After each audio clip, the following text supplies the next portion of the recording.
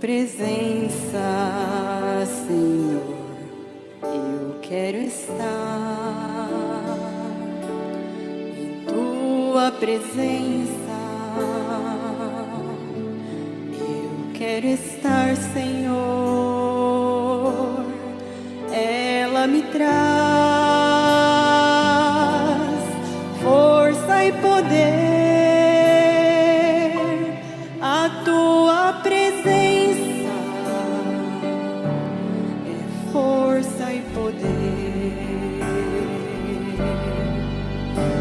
Não me lances fora da tua presença. Sem ti eu nada sou, nada sou. Não me lances fora da tua presença.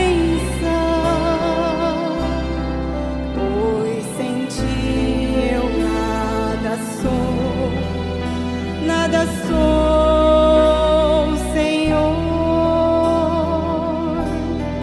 Eu vou vencer, Senhor, em tua presença, em tua presença. Sou mais que vencedor, força terei.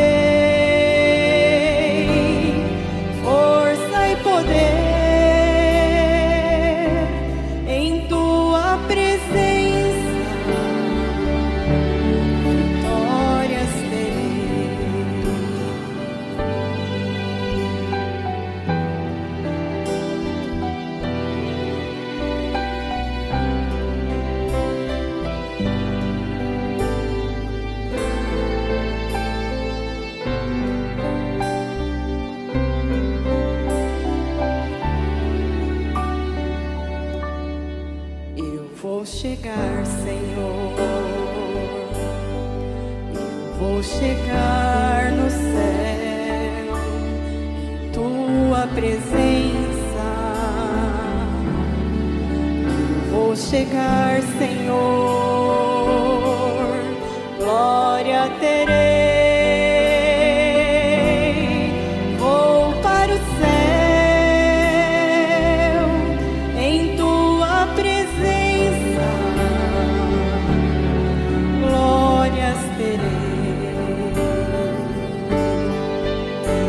Não me lances fora da tua presença. Sem ti eu nada sou, nada sou. Não me lances fora da tua presença, pois sem ti eu nada sou, nada sou, Senhor, pois sem ti eu nada sou, nada sou, Senhor.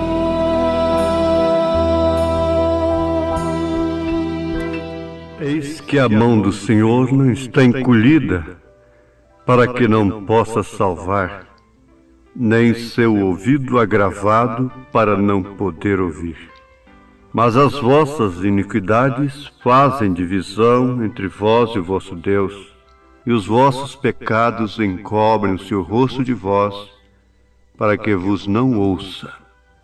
Isaías capítulo 59. Ouvintes, o que seria a mão de Deus, uma vez que Deus nunca foi visto? E somente o Filho unigênito que estava no seio do Pai o fez conhecer? Bom, com isto já estamos respondendo. Jesus é a mão de Deus. Esta mão de Deus, tanto no Velho como no Novo Testamento, nunca esteve encolhida para que não pudesse salvar. Pois isto é o atributo de Deus. É um dos atributos principais de Deus, salvar. Se ele permitiu a queda, foi justamente porque ele tinha atributo de Salvador. E ele tinha que expressar esse atributo. Portanto, ele não tem a sua mão encolhida para que não possa salvar. E nem tampouco o seu ouvido agravado para não poder ouvir. Mas o profeta diz: as vossas iniquidades fazem divisão entre vós e o vosso Deus. Isto quer dizer que a mensagem é endereçada ao povo de Deus. Estava sendo endereçada a sacerdotes, a levitas, aos governantes do povo de Deus, entre vós e o vosso Deus. As iniquidades que sempre impediram a atuação de Deus foram encabeçadas pelos credos, pelos dogmas, pela tradição. Eles crucificaram a Cristo por causa da tradição religiosa. Eles não compreenderam a soberania de Deus ao curar no sábado, ao comer com pecadores, ao dizer: perdoados estão os teus pecados, a uma mulher infeliz, de alma manchada. Mas o certo é que as iniquidades que fizeram divisão entre Deus e o seu povo foi justamente a moral que eles tinham, a tradição que eles tinham. Eles se julgavam ricos, eles eram os laodiceanos de então, abastados, e eles se consideravam totalmente sem mancha, sem acusação. Mas Jesus provou o contrário, quando disse: aquele que estiver sem pecado, atire a primeira pedra. E nenhum deles pôde atirar uma pedra sequer. Agora, com aquilo, ele estava quebrando uma tradição. Ele estava estendendo a mão para uma pessoa, para uma alma escolhida, que não importa quão suja estivesse, mas ele sabia que ele tinha o cloro, ele sabia que tinha um meio de lavá-la e torná-la mais branca do que a neve. Ele podia tomá-la em sua mão. Ele podia tomar a mulher samaritana em sua mão. Isto quer dizer, em seu poder, em seu perdão, em sua graça, em seu seio, ingressá-la no seu reino, porquanto ela era uma semente predestinada. Ele podia levar para o paraíso um ladrão, um salteador, sem exigir que ele passasse por processo religioso algum. Ele pôde estender a sua mão crucificada, pregada na cruz, para aquele ladrão e para todos quantos olhassem para ele, vendo nele o Rei. O Deus que não está com suas mãos encolhidas, o Deus que não está com seus ouvidos agravados, para que não possa ouvir. Ele ouviu o gemido do seu povo, o clamor do seu povo, lá no Egito. Então ele enviou a sua mão, ele enviou um profeta. O profeta era a mão de Deus. E Moisés tinha uma mensagem de saída, era um êxodo. E Moisés tinha uma vara torta em sua mão, e o povo teria que sair, na verdade, sob o poder de Deus, vendo como Abraão a mão de Deus se mover em poder. Na natureza, se mover em poder contra as armas naturais dos homens. Se mover em poder contra as armas que os egípcios usavam. E nós temos compreendido e visto que desde o Gênesis até o Apocalipse, o diabo só pode usar a arma natural contra os filhos de Deus. É matar, é difamar, é matar o nome, é sangrar, é crucificar. Eles não têm outra arma. Eles não têm aquela arma de encomendar uma pessoa a Deus e ganhar aquela alma, ganhar aquela filha. Como o profeta teve aquele poder de encomendar a alma de sua filha e ela ser salva poderosamente de um grande passo que ela estava dando para o inferno. Abraão viu a mão de Deus se mover. Viu a mão de Deus se mover quando lhe chamou para separar. Viu a mão de Deus se mover quando estava morrendo a cada dia que passava. Ele e sua mulher Sara. Ele via a mão de Deus se mover quando eles foram transformados pelo poder vivificador. Ele viu a mão de Deus se mover quando a sua mulher estava na hora de ser usada por um outro homem, pelo rei Abimeleque. A mão de Deus se moveu em favor dele. Ele deveria morrer, mas quem ia morrer era Abimeleque, porque Abraão era escolhido de Deus. Abraão era separado por Deus. Abraão não podia ter feito aquilo, mas quem ia morrer era Abimeleque. Isto era a mão de Deus, se movendo em poder. Ele viu a mão de Deus se movendo em poder quando Isaque nasceu.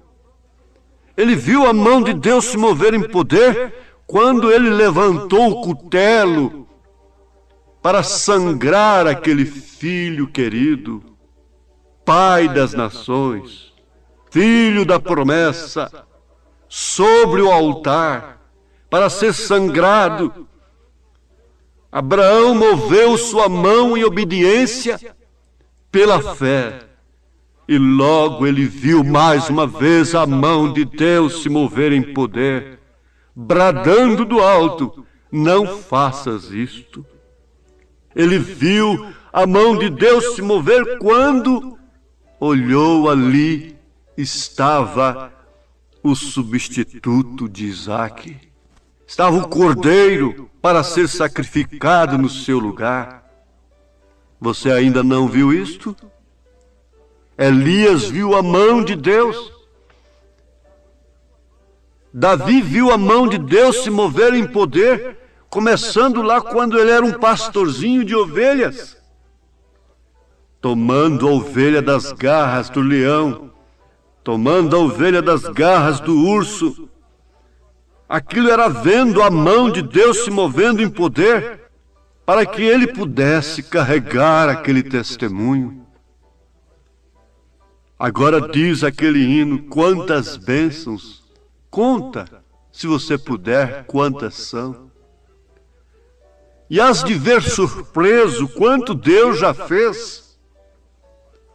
Se você parar, meditar, você não vai ficar vendo somente os barcos que afundam, porque isso quem te mostra é o diabo. Satanás mostra os barcos que afundam, mas Deus mostra os barcos que chegaram no porto seguro. Deus mostra como o seu poder se moveu a seu favor no passado, tirando você da incredulidade. O que pensa você que significa conhecer o profeta desta era? O mensageiro desta era significa conhecer a mão de Deus que se moveu em poder. Quantas bênçãos! Quantas bênçãos uns para os outros! E não terás tempo para outras coisas que vêm somente amontoar enfermidades sobre você e sobre aqueles que te ouvem. Não fale de doença, fale de saúde. Não fale de morte, fale de vida. Porque Jesus disse: eu vim para dar vida e vida com abundância. Cada mensageiro de cada era foi a mão de Deus se movendo. E esta era não seria menos desfavorecida de todas elas. A última era, a era de Laodiceia, Deus se moveu em poder, enviando Elias, revelando todas as Escrituras, revelando as 7 eras da igreja, revelando os 7 selos, revelando o Apocalipse, revelando o mistério do rapto, que não precisa de ser um grande engenho intelectual para crer, para ver. Quanto mais simples, mais humilde, mais concebe a mensagem do rapto que tem esta mulher de fazer para dar à luz um filho. Ela tem que estudar muito, conhecer a teoria da coisa, conhecer o esquema científico, conhecer seu próprio metabolismo de uma maneira científica. Não, absolutamente não. Que tem a igreja de fazer é agravar seus ouvidos, é encher seus ouvidos de comichão, amontoando doutores para si conforme suas próprias concupiscências, e por isso não podem ser ouvidos por Deus. Esse é o pecado de virar as costas para a mensagem. O pecado na era de Lutero foi virar as costas para a mensagem de Lutero, porquanto ela trazia a justificação pela fé e não pela penitência e a indulgência. O pecado da era de Wesley e Filadélfia foi justamente este, estabelecidos em seus credos denominacionais, seus dogmas, que fazem divisão entre a igreja e Deus.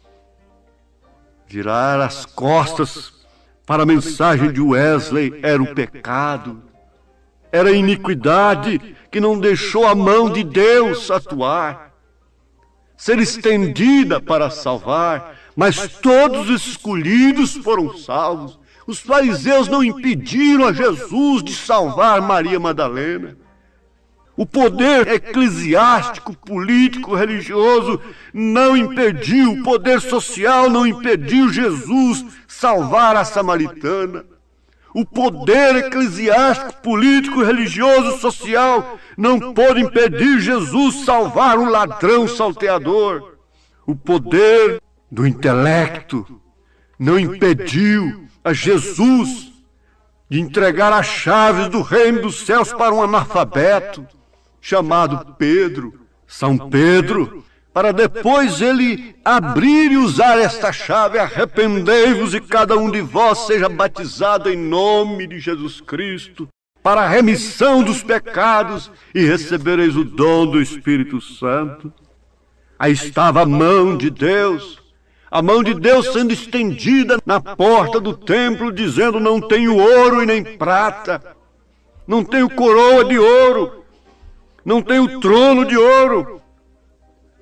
Os grandes reis, os grandes presidentes não vêm me pedir conselho, mas o que eu tenho eu te dou. Em nome de Jesus Cristo, levanta-te e anda. Ali estava a mão de Deus pondo um coxo para andar, porque a mão religiosa, a mão moral, a mão social, a mão clerical, a mão eclesiástica, a mão política nunca pôde fazer nada por esta gente. Qual é o ministro que levanta do pó o pobre, do monturo necessitado? É o colarinho duro que vai nas sarjetas buscar os bêbados? É a mão de Deus, escondida e revelada em simplicidade, e nesta era o pecado da era de Laodiceia. É achar que é rica e abastada em dons carismáticos, em posição com a política, em posição com os homens, mas não sabe que é pobre, desgraçada, cega e nua, e que isto tem feito separação entre ela e Deus. Mas a vós vos é dado conhecer o reino de Deus.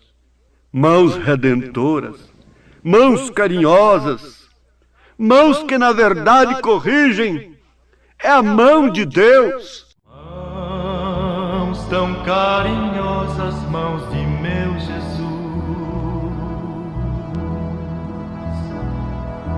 mãos que carregaram a pesada cruz, mãos que só fizeram boas coisas,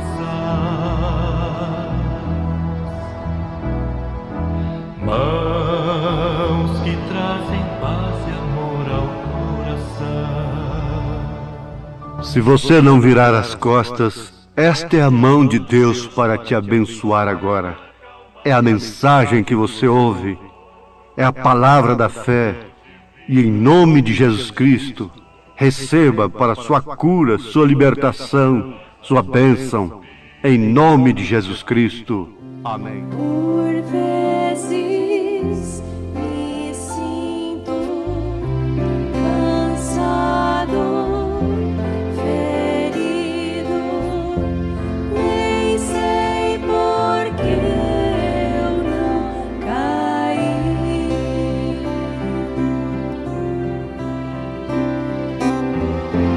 De onde a força vem para mim?